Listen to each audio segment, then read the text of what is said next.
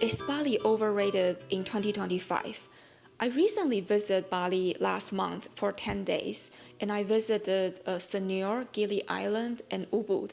In this video, I want to give you everything that I learned on the trip, from visa on arrival, transportation, what does it actually look like inside of Bali from a few different regions, and also beware of the scams. If you don't know who I am, my name is Michelle. I leave my corporate work about 2 months ago, and after quitting, obviously I have some additional time to travel. And last month I was very excited to check out Bali for the very first time. I stayed there for 10 days. All right, let's dive in. For the visa on arrival, making sure for American passport, they do visa on arrival. I think Bali, Indonesia is one of those countries. They really thrive on tourism. I think the country is very friendly to a lot of the countries. Visa on arrival, making sure you go on their public website. I'll leave the link down below, but just make sure you do that prior to your trip. They will ask you your passport information, when are you planning to enter and leave the country, and where you're gonna stay. Basically, you submit all the information and they will ask you to pay a fee. It's about US $30 from what I remember. Once you pay, it's pretty much automatically approved. At least that's my experience. Once you enter into the passport, there's another thing you need to fill out. At the airport, there is a QR code that you need to scan and input your information. Once that QR code is scanned and you input information, you're supposed to be able to go through the automatic gate. Unfortunately for me, it didn't work at that time, so I was still waiting in line to go through the immigration. November was not a high season for Bali, so it took me maybe 30-40 minutes to wait in line to go through, but overall the airport is still pretty smooth. The transportation once you're out of the airport, making sure you have internet. So whether you already have a phone plan from America that will work in Bali, making sure you have that. If not, you do need internet when you're in Bali. So from the airport to hotel, typically you use Grab or Gojek. Grab and Gojek are the two like the riding service app that Bali use. There's no Uber there, so making sure you have both Grab and Gojek. At the airport, once you exit the immigration, you will encounter a bunch of people that approaching towards you and said they are some taxi driver. Do not engage in them. Most of them have no license and they will charge you really high fee. Something about Bali to keep in mind is the country is not in a good economic state.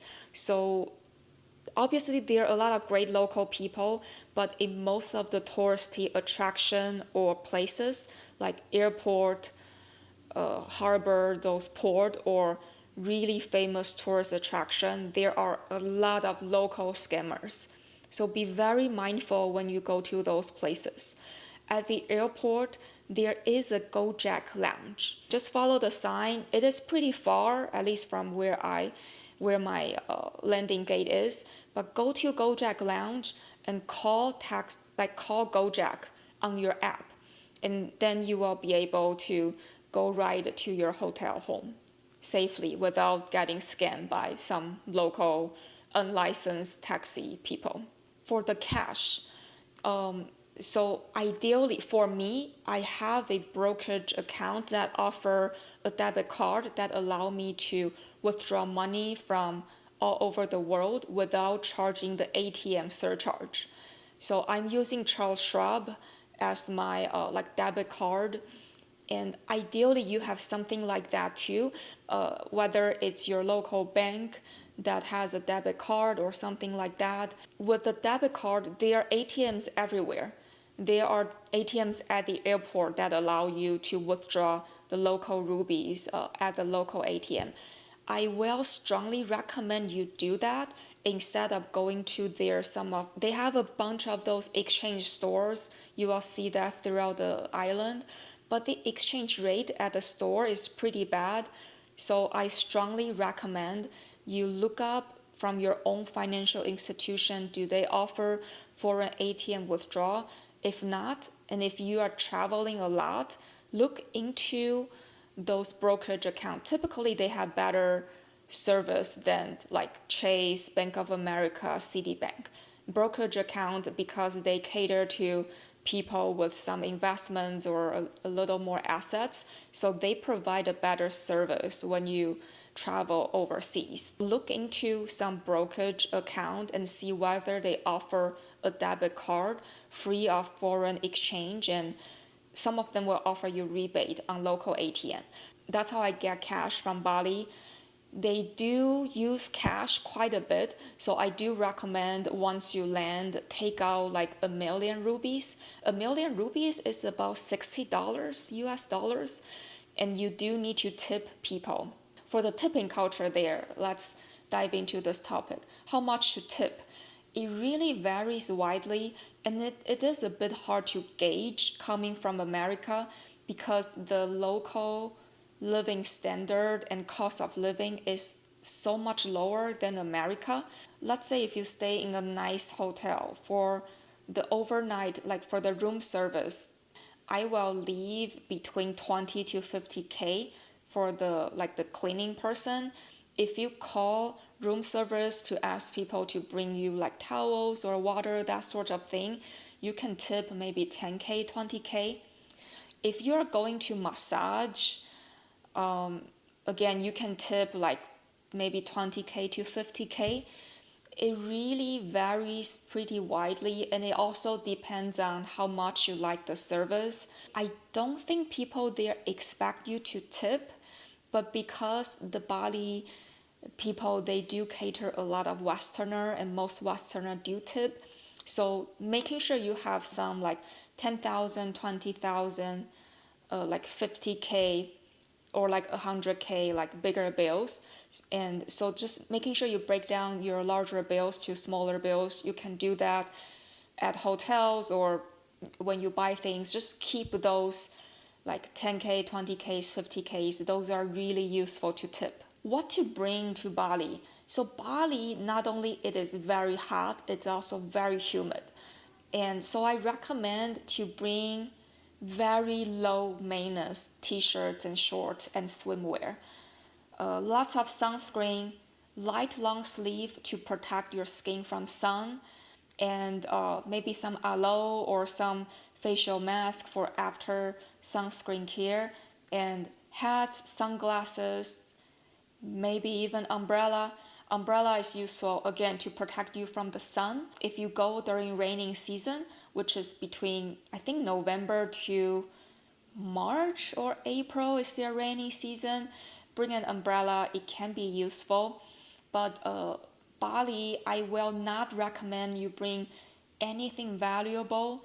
It's still pretty messy outside on the road, so don't bring anything valuable. Bring the minimum possible. And Bali also has great laundry service all over the island. If you stay in a hotel offer laundry service, but those are usually pretty pricey. When I was there for 10 days, and I actually did laundry twice. You can just Google laundry service and find a laundry that's close to your hotel. I usually go there to drop off laundry, and most laundry place, once it's finished, they will deliver the laundry to you. The laundry cost, it's by like kilo, and it's really cheap. Again, if you come from the US, it will cost you like a few dollars for a bag of laundry. Some of them they will ask you what kind of detergent you want. So some of the maybe quote nicer detergent, they might charge you extra 5K or 10K. But those are so minimum cost. I really strongly recommend you can bring like as little clothes as possible. Just travel light and do laundry there. You will be amazed how great the laundry service is at Bali. While I was at Bali, I actually think the best way to explore is not so much looking at the Google review and also not so much going to the tourist attraction. I had one really bad experience at Uluwatu temple, which is highly rated on Google. The temple, first, after I entered the temple, there are people right at the gate after you enter. They will scare you, they will tell you there are monkeys everywhere. You need to hire them to protect you whatsoever. It's really annoying. And so I didn't hire any of those people. I really hate scammers. It's horrible. I wish they can stop doing this.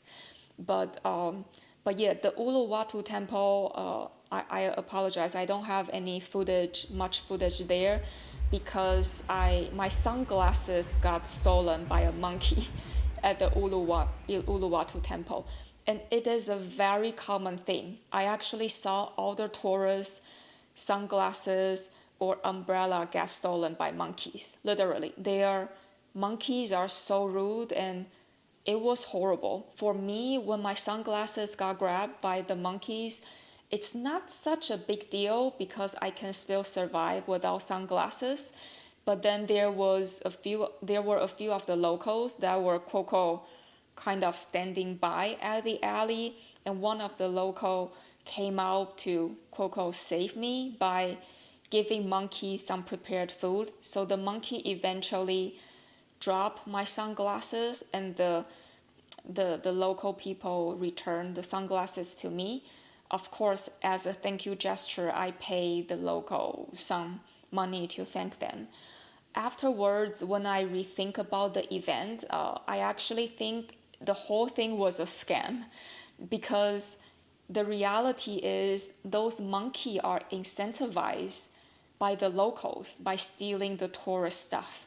And I saw stories about the tourist phone get grabbed, umbrellas get grabbed, just any loose and small items, monkey will grab. So that was not pleasant at all. I think that was actually the worst travel experience in Bali this time for me. And I was just so traumatized. I was so scared the whole time when I was at this Uluwatu temple. I visited a few other parts of Uluwatu. Uluwatu is very famous for surfing, so I'm sharing some surfers' videos I saw while I was at Uluwatu. It is definitely a beautiful spot, so I do recommend you stop by Uluwatu to check out. The other thing about the tourist attraction or Google review, my own experience at Bali, the best restaurant usually have limited Google reviews. The reason I say that is I think Google review really caters to the Western tourist, and like Americas or maybe European relies on them a lot. And so most of the restaurants with high Google review, they are just really touristy, and you don't get that authentic Balinese flavor and culture. So what I would recommend is if you go to a touristy spot, you can definitely look up the higher rating Google review restaurant. But usually what I end up doing is you have the high rating tourist restaurants in mind, and you will walk towards that direction. Along the way, there's so many other options and nice looking restaurants. You can check out the menu, you can look at the interior, and just check out something new that doesn't have as many Google reviews. Most of my favorite restaurants are not tourist attraction. Actually, none of the high rating tourist restaurants I like as much as those little review restaurants. I encourage you to explore and check out places that's not on Google. The price variation. Bali is this very interesting place where you can survive as little as maybe less than $30 a day, or you can spend 1,000 a day. That's how wide the price range is in Bali. That's also why it's so popular for a lot of people, because whether you have really low budget or very high budget, you will find ways to enjoy Bali. This time I did stay in nicer hotels, so I think it is considered fancy for the local standard. The reason I prefer that is because it's still a newer place and I just feel safer in a bit nicer setting hotel environment. And I also really don't like the crowd.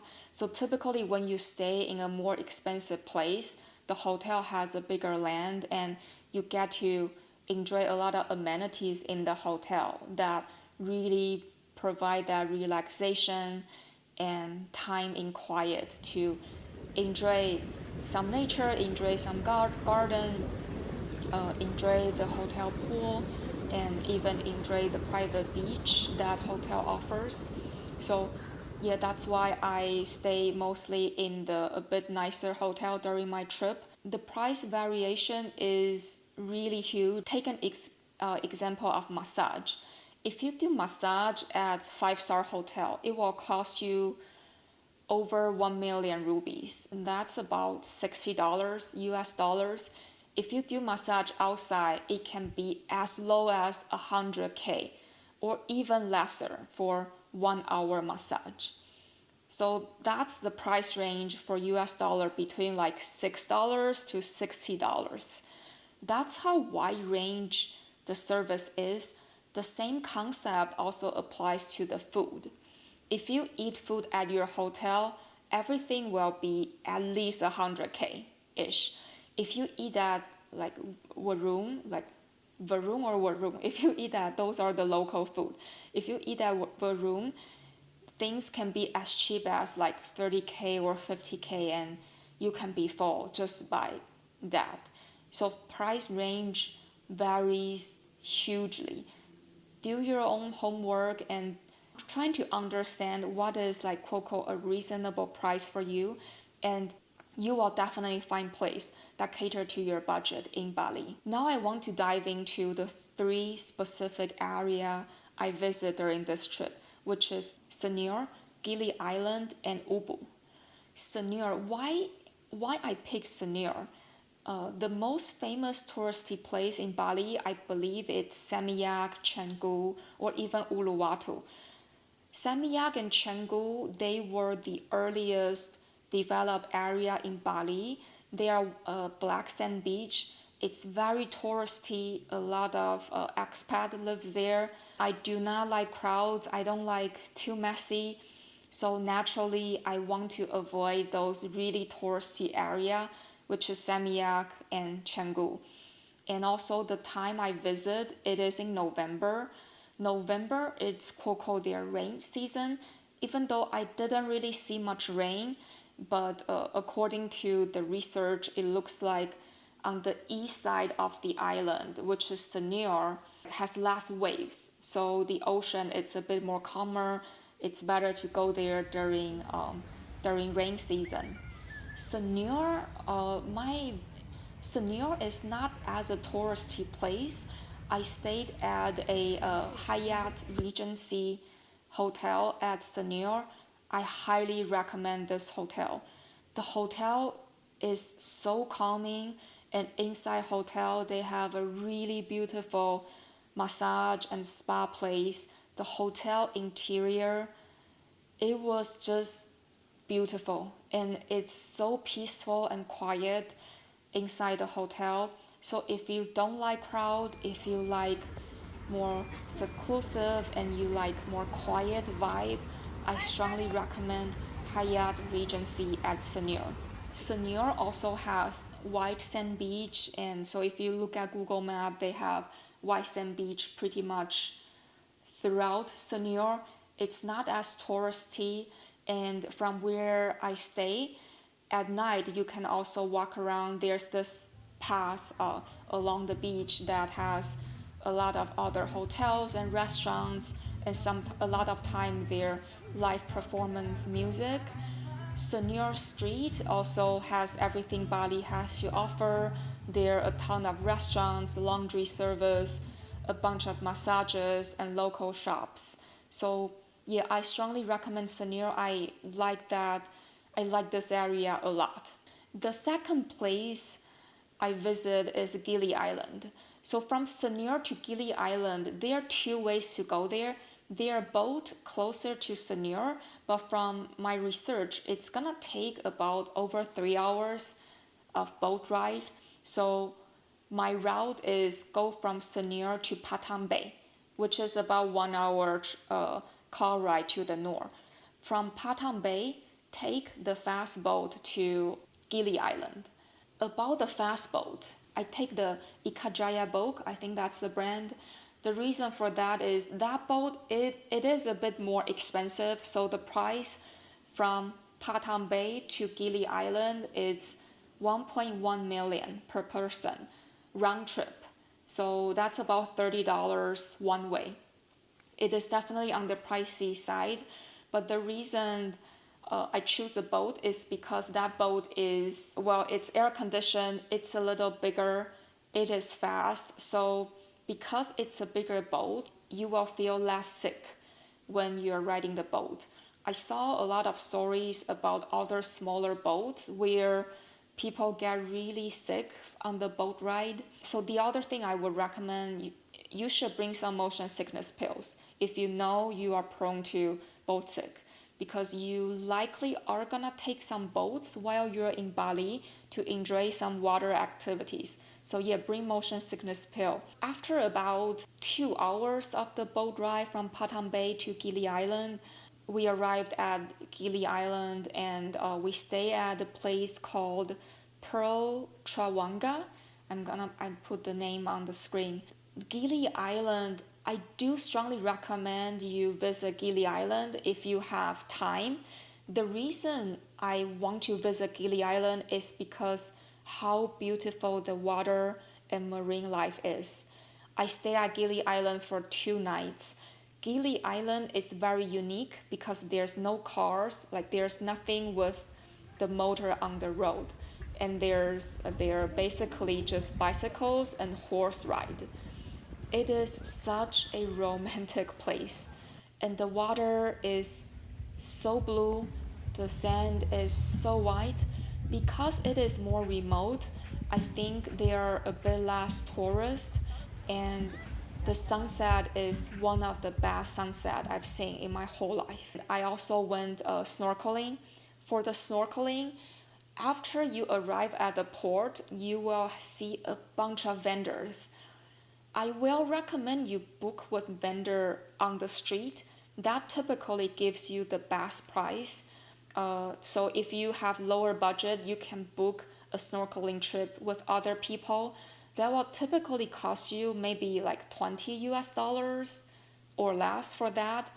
For us, I wanted to book a private tour, so we actually end up booking a private boat.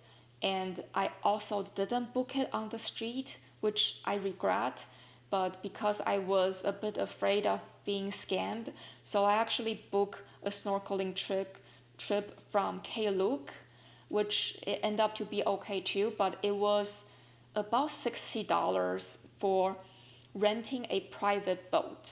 The good thing about private boat is you can tell the captain what time you want to leave, and typically the boat ride you can do for 2 hours or 4 hours for snorkeling. For most people, I think 2 hours is more than enough. It's actually quite tiring to be snorkeling and keep jumping in and out of the boat, at least for me. The Gillie Island underwater is so beautiful. We saw so many fishes. We saw more than one sea turtles. We saw coral reefs. I strongly recommend you go to Gillie Island and book a snorkeling tour. And also try to do it early in the morning. Typically for snorkeling, you want to go as early as possible. So like 7 a.m. or 7:30 if you're able to wake up. The reason for that is, well, one, it's not as hot. And also second, early in the morning is when the fish are most active and also when the water is the most calm. So you get less seasick it's also easier for you to swim in the ocean early in the day. And third, you get less tourists because most people, it's hard for them to wake up in the morning. So if you can, book a snorkeling trip in Gillie Island, go to any of the vendor on the street. Private tour, I recommend if you have the budget, and do it early in the morning. You will not regret it. And Gillie Island also has the most beautiful white sand beach I've seen in my whole life. I think it's even more beautiful than Hawaii. In the past, I thought Hawaii has the best white sand, but after this Bali trip, I have my new favorite. It's Gillie Island.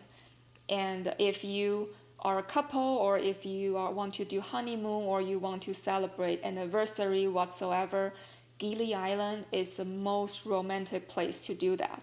I say that because every evening, first of all, you see sunset all over the island, and then you also see like horses walking at the water. And there are so many restaurants that's literally at the sand, and you can sit on these like beanbag on the sand with your loved ones, your partners, and enjoy a cocktail, enjoy sunset, and talk about life and spending time together. Strongly recommend Gillie Island. It is amazing. You will not regret it. The third area is Ubud. So Ubud, I think it is very famous for a lot of reasons. People go to Ubud for yoga retreat, for like sound healing, the healing type of stuff. Ubud, I look up the history. It has been an ancient healing area, even for the locals. Ubud is in the middle of the island, so it's about, after I returned from Gillie Island to Patang Bai, between Patang Bai to Ubud, it's about close to 2 hours car ride. I do want to mention the infrastructure in Bali is really bad. So Bali has really bad traffic throughout the island. If you visit Bali in busy season, and if you need to go between places, just be prepared you will be stuck in traffic. Most people also ride a motorbike. In Bali, I don't like to ride motorbikes, and also I don't have a license. Bali also, they ride on the left side. The driver is on the right, which is the opposite of America. So I think I will definitely run into some accident if I rent a scooter. So yeah, in the island, if I need to go to places, I use Gojek or Grab, and I was riding in car instead of motorcycle. But most people will recommend, if you are going to a lot of places, you might be better off riding scooters than getting stuck in traffic in a car. For Ubud, it's also famous for their rice field. For the rice field, you will see a lot of Google recommended like very famous rice field. In reality, so we actually didn't book any of that. It turns out Ubud, they have rice field everywhere. We stay at a place called Kastara. That hotel, I don't really recommend. The reason for that is the hotel is quite remote. And also the hotel, somehow it is a no taxi or like no grab zone. We need to get out of the hotel. Somehow we need to go through some like hotel staff to call quote local taxi, which charge really high premium. The way to solve it is, if you're staying in a zone that is quote no grab or no taxi zone, usually you can walk for about maybe 5 to 10 minutes and you will be outside of that zone, and then you can call taxi. So there's a way around it. You just need to know like where can you call taxi. Typically if you ask the hotel, they will tell you, even though they probably don't want you to take Grab or Gojek.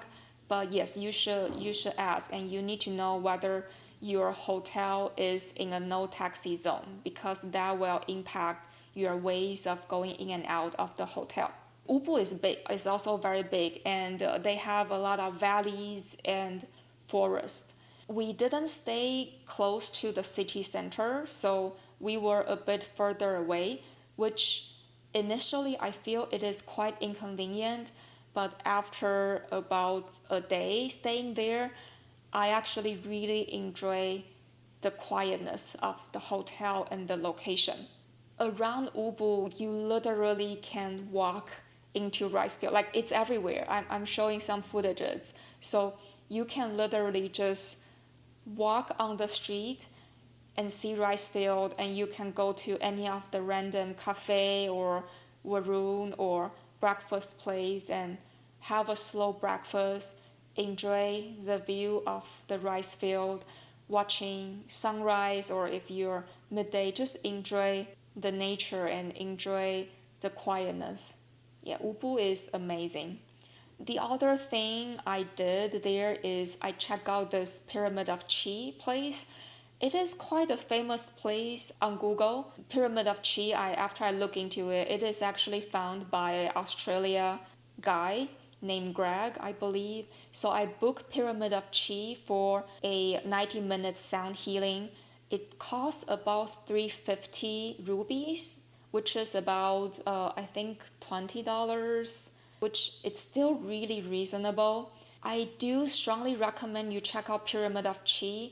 It is a very interesting place. I think it's worth checking out once and see whether you like the vibe or not. It is a bit too hippies for me somehow. I think people there, they're just, I don't know, it's a bit weird to describe, but sound healing, it is a very magical experience. And I think I fall asleep almost immediately after the session started, and I even start snoring. So I got tapped my shoulder a few times by the organizer to like wake me up to another level so I don't snore and impact other people. But yeah, Pyramid of Chi, it is quite a magical place. And the other thing about Ubud is there's also a city center. City center is very, very crowded, and the traffic is so bad. So I visited city center once, and and then it was already enough for me. If you like crowds, if you like where all the activities are happening, you should probably stay closer to city center. There are so many villas, Airbnb all over the city center, and there are also like 1,000 restaurants everywhere in city center. We discovered this very unique restaurant in the city center that has so limited reviews on Google. It has a very narrow entrance. I'm putting the name on the screen, but I do recommend you check out this restaurant, especially the interior. It's so beautiful and it has so many history. The food was okay, but I really like the ambience of the restaurants that we discovered in Ubud downtown. So to summarize, is Bali still worth it in 2025? The answer is absolutely yes, but you just need to be mindful of a few things like wide price variations and also scammers, and know about taxi no-go zone, get visa prep prior to arrival, get the ATM card that allow you to take cash from the ATM so you don't need to deal with these exchange people that give you horrible rates. Check out Gillie Island. I love that island so much. I think I will, if I go back to Bali again, I want to go back to Gillie Island. And there are also 3 Gillie Island. There's Gillie T, Gillie Meno, Gillie Air. This time we stay at Gillie T. I didn't check out the other 2. From what I heard, Gillie Air and Gillie Meno is even more remote and even more quiet. So if you are someone who likes quiet, who likes a lot of marine life, then definitely visit Gillie Island. Alright, that's all for today. I hope you find this video informative and helpful to plan your next Bali trip. Thank you all so much for tuning in. I will see you next time.